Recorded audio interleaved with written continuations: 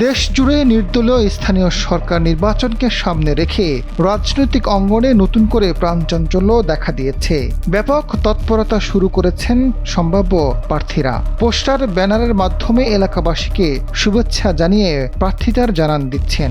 বিভিন্ন দলের প্রার্থীরা যখন এলাকায় এলাকায় গণসংযোগ করছেন, তখন চলতি বছর নির্বাচন হবে কিনা তা নিয়ে রয়েছে ধোঁয়াশা।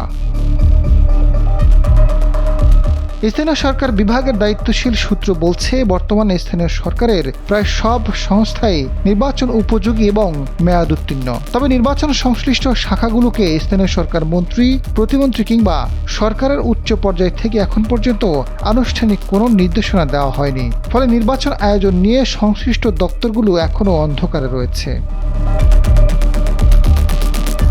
স্থানীয় সরকারের অন্যতম গুরুত্বপূর্ণ সিটি কর্পোরেশন, পৌরসভা ও উপজেলা পরিষদ নির্বাচন চলতি বছর অনুষ্ঠানের সম্ভাবনা নেই। তবে সরকার তৃণমূল পর্যায়ে নিজেদের জনপ্রিয়তা ও রাজনৈতিক অবস্থান যাচাইয়ের জন্য ইউনিয়ন পরিষদ নির্বাচনকে পরীক্ষামূলক হিসেবে দেখছে। ক্ষমতা গ্রহণের পর তৃণমূলে এই ভোট সরকারের জন্য একটি বড় অ্যাসিড টেস্ট হতে যাচ্ছে। জাতীয় সংসদের বাজেট অধিবেশন শেষ হওয়ার পর এই নির্বাচনের চূড়ান্ত সময়সূচি জানা যাবে।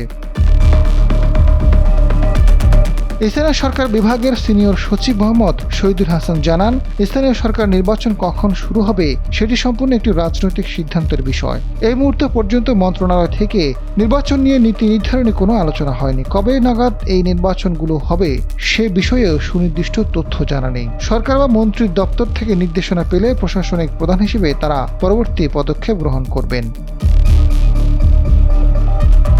এদিকে নির্বাচন সূত্র বলছে, দেশে 13টি সিটি কর্পোরেশন, 500টি উপজেলা পরিষদ, 3টি পার্বত্য জেলা বাদে 61টি জেলা পরিষদ, 4480টি ইউনিয়ন পরিষদ এবং 330টি পৌরসভা রয়েছে। গণঅভ্যুত্থানের পর থেকে স্থানীয় সরকারের কোনো নির্বাচন না হওয়ায় বর্তমানে অধিকাংশ সংস্থাই প্রশাসকদের মাধ্যমে পরিচালিত হচ্ছে।